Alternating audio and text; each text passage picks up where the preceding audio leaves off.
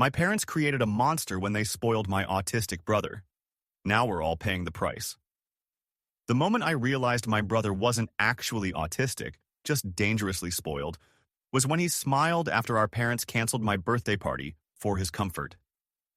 That cold, calculating look told me everything. Jake wasn't disabled. He was becoming a monster. I'm not sure exactly when I realized my family wasn't fair. Maybe it was on my 12th birthday, or perhaps it was the moment my little brother was born. Either way, the truth had been staring me in the face for years before I finally admitted it to myself.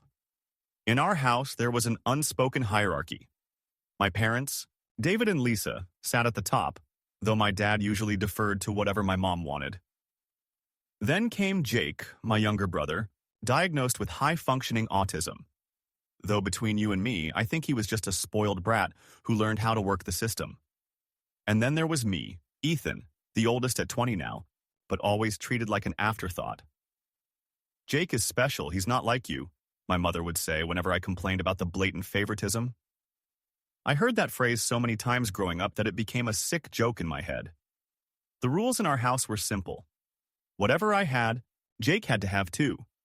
If I got something Jake didn't have, he would scream, cry, and destroy things until he got his way. And if Jake had something I didn't, he'd make sure to flaunt it, taunting me while my parents looked on with amusement at his playfulness. The 3DS incident was when it all became crystal clear to me. On my 12th birthday, I was buzzing with excitement as I unwrapped my gifts, hoping for the one thing I'd been dreaming about for months. When I tore open the packaging and saw the Nintendo 3DS, my heart nearly exploded with joy. For about 5 minutes. "Ethan, you need to share with your brother," Mom said firmly. "If you don't give it to Jake when he wants it, I'll take it away." I tried to be reasonable at first, but every time I started playing, Jake would shriek, "I want to play." And Mom would snatch it from my hands and give it to him immediately. He'd drop it, leave it lying around, treat it like garbage, but I couldn't say a word. The breaking point came when Aunt Rachel visited. I was playing my game when Mom casually yanked it from my hands and passed it to Jake like it was the most natural thing in the world. Rachel's face turned red. "Do you two have any idea what you're doing?" she snapped at my parents. "This is Ethan's birthday present. How can you treat your son this way?" My parents looked uncomfortable but defended themselves. "But Jake will be upset if he doesn't get the device." "Oh, so whenever he wants something, you just give in, no matter how unfair it is?" Rachel mocked them. They reluctantly returned the 3DS to me that day, but within a week, they bought Jake his own 3DS as a surprise gift. He grinned smugly at me across the room, and I knew then that justice didn't exist in our house. Jake couldn't stand when anyone else was the center of attention. At friends' birthday parties, he'd throw tantrums because he couldn't blow out the candles or open the presents. My parents even once asked me to let Jake blow out my birthday candles, but I firmly refused. The most disturbing moment came at my 15th birthday when Jake tried to spit on my cake because he wasn't allowed to blow out the candles. Thank God Aunt Rachel caught him in the act. My parents just laughed it off as Jake being Jake.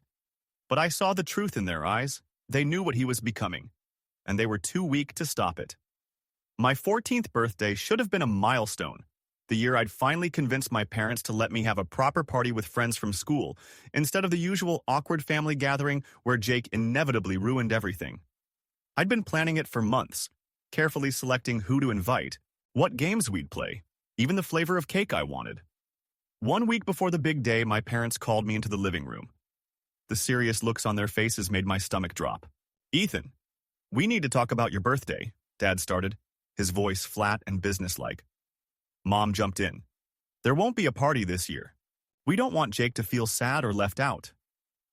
I stood there, stunned into silence. The room seemed to spin around me as I tried to process what they were saying. "But I've been planning this for months. My friends are expecting invitations," I finally managed to say. They exchanged that look, the one that meant they'd already decided and nothing I said would matter. "You'll still get presents and cake," Mom said, as if that made everything okay. "We just can't have a party." "Why?" I demanded, my voice cracking. "Because Jake will throw a tantrum if he's not the center of attention at my birthday?" Dad sighed heavily. "You know how difficult things are for Jake. This is just how it has to be. Something inside me snapped that day.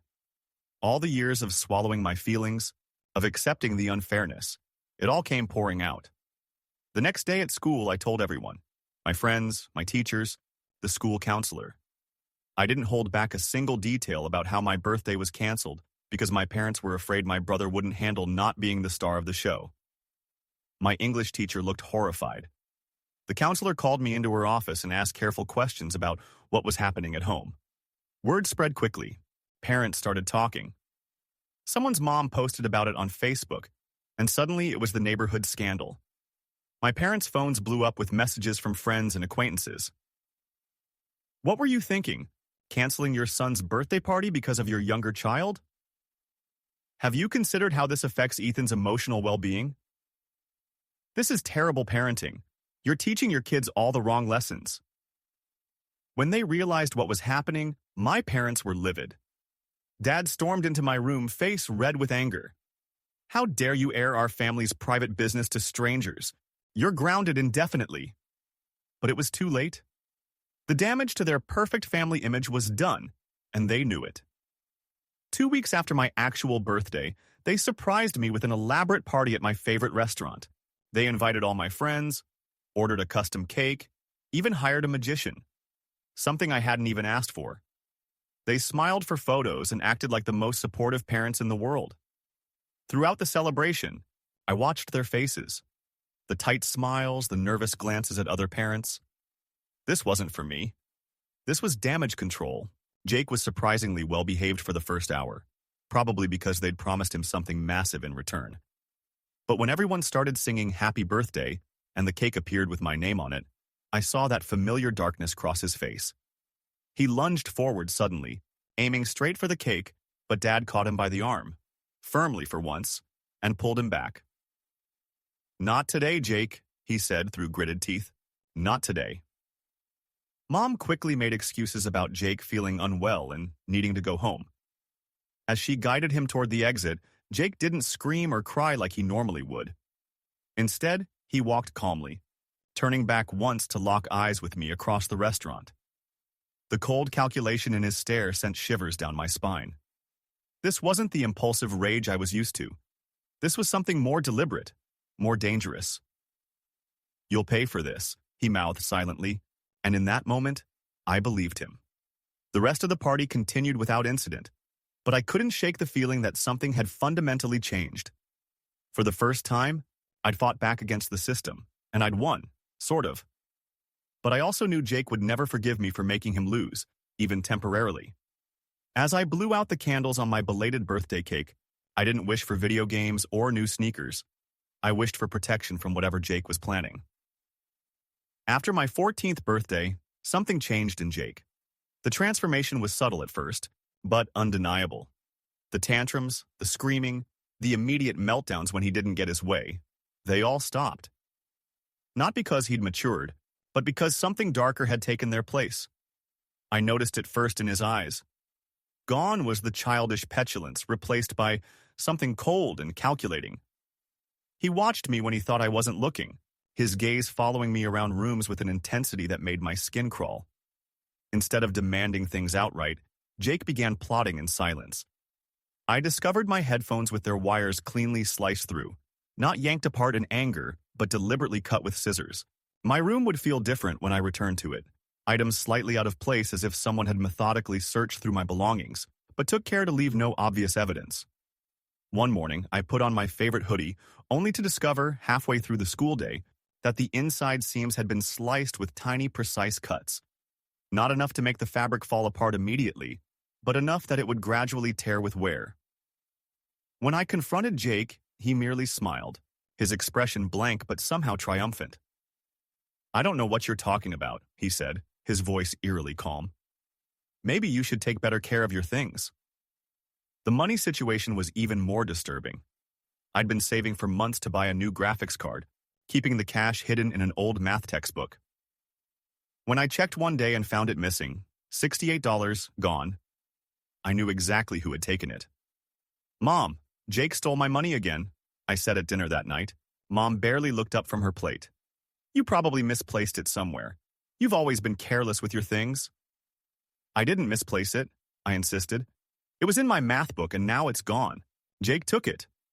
Dad sighed heavily, the way he always did when forced to acknowledge problems. Just let it go, Ethan. It's not worth fighting about. But I couldn't let it go, not anymore. I texted Aunt Rachel, who came over the next day, fury radiating from her as she confronted my parents. This is theft, she told them bluntly. You're teaching one child it's okay to steal, and the other that he has no right to his own possessions. What kind of lesson is that? They reluctantly replaced the money, but I caught an exchange of nervous glances between them. They weren't just enabling Jake anymore, they were afraid of him.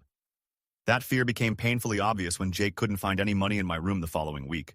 I was at school when it happened, but our neighbor Mrs. Patel told me later that she'd heard crashing sounds from our house and almost called the police. Jake had systematically torn apart every room in the house. Cushions slashed open, bookshelves emptied, kitchen cabinets ransacked. He'd even pried up floorboards in the living room and dug through boxes in the garage. My parents stood by and watched it happen. Mrs. Patel saw them through the window, standing in the hallway as Jake destroyed our home, neither making any move to stop him.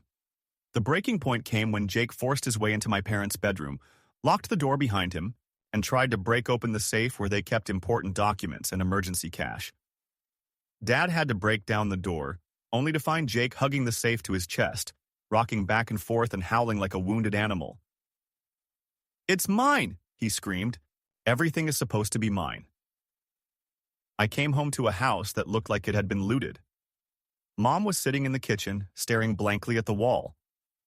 Dad was silently sweeping up broken glass, his movements mechanical. "What happened?" I asked, though I already knew. "Jake had a difficult day," Mom whispered, as if afraid he might hear her from upstairs. But Jake's most spectacular meltdown was yet to come. On his 14th birthday, he demanded a PlayStation 5, an expensive console that was hard to find even if you had the money. "We can't, Jake," Dad said, his voice surprisingly firm. "They're too expensive and impossible to find right now. We got you a gaming laptop instead." It was the first time in Jake's life that our parents had outright refused one of his demands. What followed was apocalyptic. Jake grabbed a dining chair and swung it like a baseball bat into our glass cabinet, sending crystal and china exploding across the room. He knocked the television off its stand, stomped through the shards to grab another chair, and proceeded to smash every breakable thing he could find. The destruction lasted nearly 20 minutes. 20 minutes of unbridled rage that transformed our living room into a disaster zone. Thousands of dollars of damage, heirlooms destroyed, walls dented. Dad stood frozen at the edge of the room, his face ashen. Mom collapsed onto the floor, sobbing, as her precious son revealed himself to be the monster they had created. When Jake finally ran out of energy, he stood panting in the middle of the wreckage, looking not at all remorseful but frustrated, as if angry that there was nothing left to break. I watched from the staircase, invisible to them all, and a horrible clarity washed over me. "They created this," I whispered to myself, "and now they can't control it anymore." As Jake stormed upstairs, slamming his door so hard that picture frames fell from the walls, I wondered what my parents would do now. Would they finally face the truth? Or would they continue to pretend that everything was normal? That Jake was just special and needed patience? The look of terror on their faces suggested they were finally seeing what I had known for years. The question was whether they had the courage to do anything about it. The dust hadn't even settled from Jake's birthday rampage when Aunt Rachel called a family meeting. Not just with my parents this time, but the whole extended family. Grandparents, uncles, aunts, even our elderly neighbor Mrs. Patel, who'd become something of a surrogate grandmother to me over the years. "This has gone far enough," Rachel told my parents over the phone. "Either we address this as a family, or I'm calling social services." My parents couldn't refuse. For the first time in their lives, they were truly afraid, not just of Jake, but of the consequences of their years of enabling him. The living room looked like a funeral gathering when everyone arrived. Grandpa Joe sat rigid in his wheelchair, his face grim. Uncle Mark and Aunt Sarah whispered to each other on the couch. Mrs. Patel clutched her purse like a shield. My parents perched awkwardly on kitchen chairs, looking like defendants awaiting sentencing. When I walked in, Rachel nodded at me encouragingly. "Ethan," she said, "we need you to tell everyone what's been happening. All of it." So I did. I spoke for nearly 40 minutes, my voice growing stronger with each revelation. I told them about the Nintendo 3DS, about my canceled birthday party, about the sliced headphones and cut clothing. I described how Jake systematically destroyed my belongings and stole my money. I recounted his violent outbursts, culminating in the birthday destruction. Throughout my testimony, my parents stared at the floor, occasionally wiping away tears but never interrupting, never defending themselves. The room grew heavier with each new story, the collective shame and horror palpable. When I finished, Rachel stood up. "Now," she said, "we need to hear from Jake." Jake was brought downstairs, surprised to see the living room full of people. For a moment, his mask slipped, and raw panic flashed across his face before the familiar defiance returned. "What's this?" he demanded. "Some kind of intervention?" Grandpa Joe spoke first, his voice shaking with emotion. "Young man, we've heard what you've done, all of it." "So what?" Jake shrugged. "None of you understand me, only Mom and Dad do." "No, Jake," Mom said quietly, shocking everyone in the room, including Jake. "We've been wrong. We've failed you by not setting boundaries." Jake's face contorted with rage. "You can't be serious. You're taking his side now?" He gestured violently toward me. "This isn't about sides," Dad said firmly. "This is about behavior. Your behavior." Jake lunged for the coffee table, flipping it over with a crash. But this time, nobody gasped or rushed to calm him. Everyone simply watched, their faces set in disappointed determination. "Go ahead," Rachel said coldly. "Show us exactly who you've become. A thief? A destroyer? Do you think we'll continue to tolerate it?" Jake screamed and kicked at the overturned table, but the silence that greeted his tantrum was deafening. For the first time in his life, his audience wasn't horrified or scrambling to appease him. They were simply waiting for him to finish. When he finally exhausted himself, Grandpa Joe delivered the verdict. "Here's what happens now," he said. "Every single item of value in your possession will be sold to pay for the damages you've caused. Your parents will establish clear rules and consequences. You will begin therapy immediately. And if there's even one more incident of violence or theft, you'll be sent to a therapeutic boarding school that specializes in behavioral problems." Jake's face drained of color. "You can't do that." "Watch us," Rachel said. The next day, my parents followed through. They boxed up Jake's gaming systems, drone, tablet, designer clothes, everything except basic necessities. His TV was removed from his wall, his phone replaced with a basic flip phone for emergencies only. His room, once overflowing with the latest gadgets and toys, now contained just a bed, a desk, and a nearly empty dresser. Jake didn't scream this time. He didn't throw things or make threats. He just watched in eerie silence as his possessions disappeared, his face completely blank except for his eyes, which burned with something far worse than anger. During those first few weeks, my parents walked on eggshells, clearly expecting another explosion, but Jake remained unnervingly compliant. He attended therapy sessions without complaint. He followed his new schedule. He spoke politely at dinner, but I wasn't fooled. Each morning as I left for school, I'd catch a glimpse of him watching me from his bedroom window, his gaze calculating and patient. The Jake I knew would never accept defeat this easily. He was planning something. I could feel it.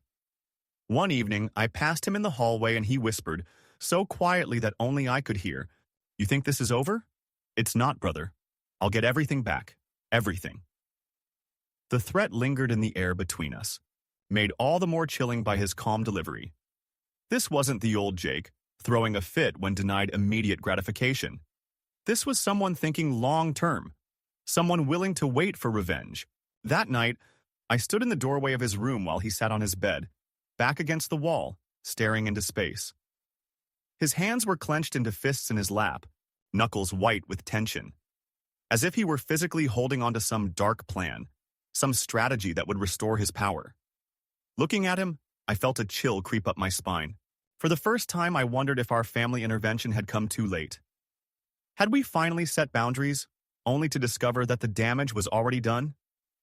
The days after the intervention settled into an uneasy routine. Jake attended his therapy sessions, completed his chores, and spoke only when spoken to. No more tantrums, no more screaming fits, no more destruction. To anyone outside our family, it might have looked like progress. But something about his compliance made my skin crawl. Jake wasn't healing. He was waiting. I'd catch him watching me from across rooms, his eyes calculating and cold. Not angry, not sad, just observant. Like a predator studying its prey's habits. "Does Jake seem different to you?" I asked Dad one evening while we washed dishes together. "He's adjusting," Dad said firmly. "The therapist says it'll take time." But Dad wasn't home all day. He didn't see what I saw. Mom started cracking first. I noticed small things. New items appearing in Jake's room when Dad wasn't around. A handheld game console tucked under his pillow. A new pair of expensive sneakers. Mom's guilty expression when she thought no one was looking. "He's just so sad," she whispered when I confronted her. "I can't stand to see him suffering." "He's manipulating you," I told her. "Again." She shook her head. "You don't understand. He needs to know we still love him." Jake quickly realized he had found his weak link. Each day, his demands grew. What started as small comfort items escalated rapidly. He'd corner Mom when Dad was at work. His requests always preceded by the same chilling question. "You love me, don't you, Mom?" And she'd crumble, every time. The day everything fell apart, I came home early from school to find Mom frantically searching through her purse in the kitchen. "What's wrong?" I asked. "Jake wants a new phone," she said, her voice tight with stress. "I told him I don't have enough money right now." From upstairs came a crash so loud it made us both jump. Jake appeared in the doorway.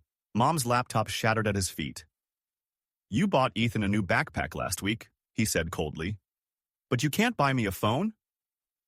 "Jake, please," Mom begged.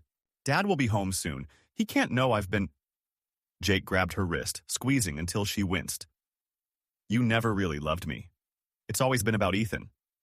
I stepped forward to intervene, but Mom held up her free hand to stop me. "It's okay," she whispered, though it clearly wasn't. "Jake, let go of Mom," I said firmly. Jake's eyes flicked to me, then back to Mom. "Tell him you love me more," he demanded. Something in Mom snapped. Years of guilt, enabling, and fear culminated in one desperate moment of rebellion. She wrenched her arm away and slapped Jake hard across the face. The sound echoed through the kitchen. Jake stood frozen, his hand rising slowly to his cheek, eyes wide with disbelief. Not from pain, but from the shocking realization that his most loyal enabler had finally defied him. What happened next haunts me still. Mom stared at her hand in horror, then suddenly turned that same hand against herself. She slapped her own face once, twice, then began tearing at her hair, sobbing uncontrollably. "I'm a terrible mother," she wailed. "What have I done? What have I done to my baby?" She collapsed to the floor, still hitting herself, her cries becoming more hysterical by the second. I tried to hold her arms, but she fought against me, scratching at her own face. Dad found us like that when he came home. Me desperately trying to restrain Mom, Jake standing motionless, watching the scene with detached curiosity. Mom was admitted to the psychiatric ward that night. Severe anxiety disorder, depression, and possible dissociative episodes, the doctor said. Years of enabling Jake's behavior had taken a devastating psychological toll, and her guilt had finally consumed her. Dad stayed at the hospital, leaving me to watch Jake. I found him sitting on the floor of his bedroom, back against the wall, staring at his hands. "Jake," I said carefully, "we need to talk about what happened." He looked up slowly, and the emptiness in his eyes chilled me to the bone. "Mom wasn't strong enough," he said flatly. "What?" "Dad isn't either." A small smile crept across his face, devoid of warmth or humor. "They're all so weak, Ethan. Don't you see it?" In that moment, looking at the hollow shell of my brother, I realized we had passed some terrible point of no return. This wasn't a spoiled child anymore. This wasn't even an angry teenager. This was something else entirely, and we were still living under the same roof. Dad came home from the hospital looking like he'd aged 10 years overnight. He sat heavily at the kitchen table, his shoulders slumped under an invisible weight. "How's Mom?" I asked, sliding a cup of coffee toward him. He stared at the mug without touching it, They're keeping her for observation. At least a week. His voice cracked. Maybe longer. That night, after Jake had gone to bed, Dad did something I'd never seen before. He broke down completely, his body shaking with silent sobs. "I'm so sorry, Ethan," he whispered, tears streaming down his face. "I failed you. I failed everyone." I didn't know what to say. Part of me wanted to comfort him, but another part, the part that had suffered years of neglect while Jake received endless attention, felt a grim satisfaction in his pain. "I knew what was happening," Dad continued. "I saw it, but it was easier to give in than to fight. Your mother and I, we created this monster, and now it's too late to fix it." "It's not too late," I said, though I wasn't sure I believed it. Dad looked at me with red-rimmed eyes. "Isn't it?" The next morning, Jake emerged from his room transformed. He made breakfast for all of us. He cleaned the kitchen without being asked. He spoke politely, offering to help Dad with chores around the house. This continued for days. Jake became the perfect son, helping with laundry, taking out the trash, even asking thoughtfully about Mom's condition. Dad seemed cautiously hopeful, mentioning to me that perhaps the shock of Mom's breakdown had finally gotten through to Jake. But I knew better. Each night, I'd catch Jake staring at me from his doorway as I passed by. His eyes were calculating, patient. When our gazes met, he'd smile that empty smile that never reached his eyes. The day I left for college, Jake helped carry my bags to the car. As Dad loaded the trunk, Jake leaned close to me. "You think I've changed?" he whispered, his breath warm against my ear. "You think I've accepted that I lost?" He pulled back slightly, tilting his head in that unnatural way of his. His smile made my blood run cold. "This isn't over," he continued, his voice so low only I could hear. "Not by a long shot." I wanted to warn Dad, to tell him not to leave Jake alone in the house, but what could I say? That Jake was still dangerous despite all evidence to the contrary? Dad was finally seeing hope after months of despair. I couldn't take that from him. 2 weeks after I left, Dad called me late at night, his voice shaking. "Something strange happened," he said. "I woke up around 3 in the morning and Jake was just standing by my bed." "What was he doing?" I asked, my stomach nodding. "Nothing. Just standing there, watching me. When I asked what he wanted, he just smiled and walked out without saying a word." I closed my eyes, picturing it. Jake in the darkness, standing over our sleeping father, watching with those empty eyes and that cold smile. "Come stay with me for a while," I urged. "Just until Mom gets better." "I can't leave Jake alone," Dad said. "He needs supervision." "Dad, it's fine," he insisted. "He was probably just sleepwalking." But we both knew Jake had never sleepwalked a day in his life. I don't know what will happen next. Maybe Jake truly is trying to change. Maybe therapy will eventually get through to him. Maybe our family can somehow heal from this nightmare. But I know one thing with absolute certainty. This isn't over. Not yet. The monster my parents created is still there, watching, waiting for the perfect moment to strike. And I fear that when it does, none of us will be prepared for what follows.